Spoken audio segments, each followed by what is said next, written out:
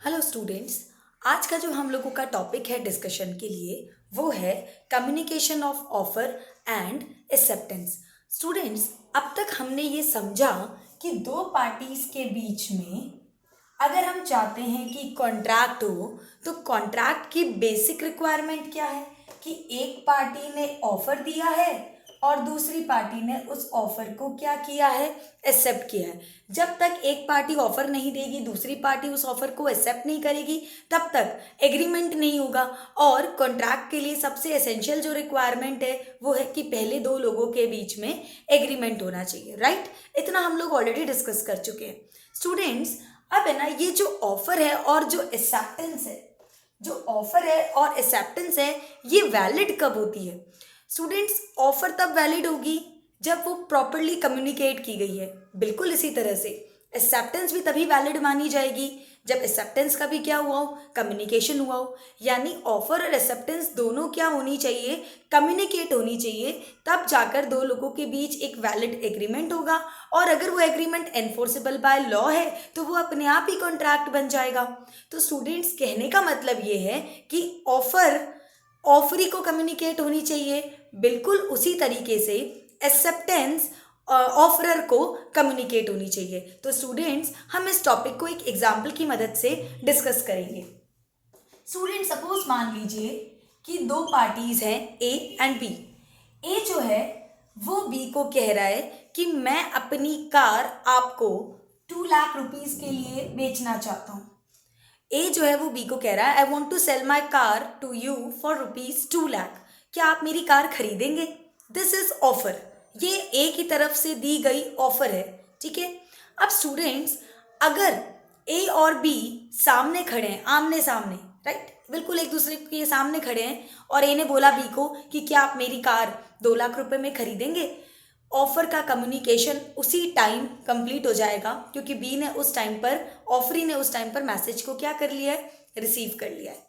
बिल्कुल इसी तरह से अगर ए ये बात बी को टेलीफोन पर कह रहा है कि मैं अपनी कार आपको 2 लाख रुपए में बेचना चाहता हूँ, क्या आप खरीदेंगे, तो स्टूडेंट्स, ऑफर का कम्युनिकेशन अगेन उस टाइम पर कंप्लीट हो जाएगा जब बी ने क्या कर दिया, मैसेज को रिसीव कर लिया। इसका मतलब ना तो कोई कॉल ड्रॉप हुआ है ना लाइन में कोई डिस्टर्बेंस था, और बी ने ये मैसेज अच्छे से सुन लिया है कि ए अपनी कार उसे 2 लाख रुपए में बेचना चाहता है, राइट। लेकिन अगर स्टूडेंट्स क्या किया है, ए ने बी को लेटर लिखा है। फॉर एग्जाम्पल, ए जो है वो दिल्ली में रहता है और बी जो है वो जयपुर में रहता है, और ए ने बी को क्या किया है, एक लेटर लिखा है, और लेटर जो है उसमें ये बात कही गई है कि मिस्टर बी, क्या आप मेरी कार 2 लाख रुपए में खरीदेंगे। तो जब ये लेटर बी को रिसीव हो जाएगा और बी उस लेटर को रीड कर लेगा, यानी मैसेज जो है वो नॉलेज में आना चाहिए। ए जो ऑफर दे रहा है वो ऑफरी के, मिस्टर बी के नॉलेज में आना चाहिए। जैसे ही बी उस लेटर को रिसीव करेगा और उस लेटर को रीड कर लेगा, पढ़ लेगा, तब उस टाइम पर मान लिया जाएगा कि ऑफर का कम्युनिकेशन कंप्लीट हो गया है। तो स्टूडेंट्स, हम ये कह सकते हैं कि ऑफर का कम्युनिकेशन कब कंप्लीट होता है, ऑफर का कम्युनिकेशन कब कंप्लीट होता है, जब वो ऑफर नॉलेज में आ जाए। जब वो ऑफर नॉलेज में आ जाए, किसके स्टूडेंट्स, ऑफरी के। जब वो ऑफर नॉलेज में आ जाए, किसके स्टूडेंट्स, ऑफरी के, तो उस टाइम पर मान लिया जाता है कि ऑफर का कम्युनिकेशन कंप्लीट हो गया है।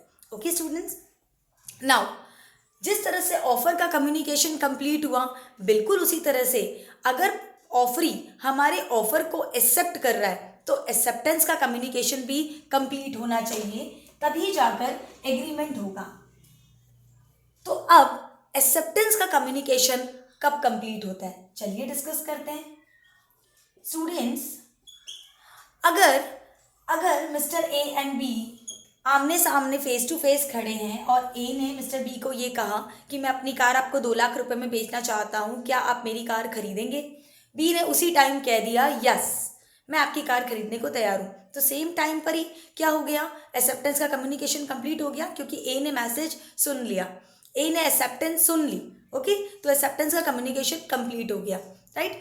अगर बी जो है टेलीफोन पर कहता कि यस मैं आपकी कार 2 लाख रुपए में खरीदने के लिए तैयार हूँ। तो जब ये मैसेज ए सुन लेता तो ए के लिए कम्युनिकेशन क्या हो जाता, कम्युनिकेशन सॉरी एक्सेप्टेंस का कम्युनिकेशन क्या हो जाता, एक्सेप्टेंस का कम्युनिकेशन कंप्लीट हो जाता, राइट। टेलीफोन पर बोला गया है बी के द्वारा कि यस मैं आपकी कार 2 लाख रुपए में खरीदने के लिए तैयार हूँ। जैसे ही ये मैसेज सुन लिया गया है बाय मिस्टर ए, तो कम्युनिकेशन जो है एक्सेप्टेंस का क्या हो जाएगा, कंप्लीट हो जाएगा। लेकिन अगेन स्टूडेंट, अगर ये जो एक्सेप्टेंस दी जा रही है ये आमने सामने नहीं है, पार्टीज जो है टेलीफोन पर एक दूसरे से बात नहीं कर रही हैं, बल्कि लेटर के थ्रू बात कर रही हैं। तो सेम एग्जांपल को मैं कंटिन्यू कर रही हूँ कि ए दिल्ली में था, उसने बी को लेटर लिखा कि will you buy my car for ₹2 lakh. B जो है वो भी क्या कर रहा है, ए को लेटर के थ्रू ही रिप्लाई कर रहा है।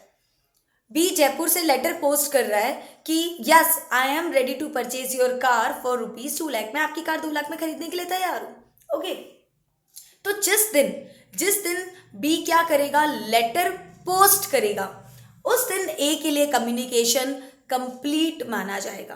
तो स्टूडेंट्स, एक्सेप्टेंस का कम्युनिकेशन ऑफरर के लिए अलग टाइम पर कंप्लीट होता है और एक्सेप्टर के लिए अलग टाइम पर कंप्लीट होता है। ऑफरर के लिए कम्युनिकेशन कब कंप्लीट माना जाएगा, जब एक्सेप्टर ने लेटर ऑफ एक्सेप्टेंस पोस्ट किया। क्योंकि लेटर ऑफ एक्सेप्टेंस पोस्ट करते ही, लेटर को पोस्ट करते ही, जब बी ने ये लेटर पोस्ट किया कि यस मैं आपकी कार खरीदने के लिए तैयार हूँ, लेटर पोस्ट करते ही स्टूडेंट्स अब बी की पावर से वो लेटर बाहर हो गया है, ठीक है। इसीलिए मान लिया जाएगा कि ए के लिए कम्युनिकेशन कंप्लीट हो गया है और ए अब अपनी ऑफर विड्रॉ या रिवोक या जो है कैंसिल करना चाहता है तो नहीं कर सकता। Okay students, now the question is कि बी के लिए, एक्सेप्टर के लिए कब माना जाएगा कम्युनिकेशन कंप्लीट हो गया है, जब वो लेटर ए को रिसीव हो जाएगा और ए उस लेटर ऑफ एक्सेप्टेंस को पढ़ लेगा, रीड कर लेगा, तब ए के लिए तो तब बी के लिए जो है कम्युनिकेशन क्या मान लिया जाएगा, कंप्लीट मान लिया जाएगा, जब ए ने लेटर ऑफ एक्सेप्टेंस को क्या कर लिया है, पढ़ लिया है, रीड कर लिया है। तो स्टूडेंट्स हम इसमें कुछ डेट्स का भी यूज करके जो है एग्जाम्पल को और अच्छे से समझा सकते हैं कि सपोज मिस्टर ए ने लेटर पोस्ट किया बी को, कौन सा लेटर, लेटर ऑफ ऑफर, ठीक है। और ये लेटर कब पोस्ट किया गया है स्टूडेंट्स, 1 जनवरी को।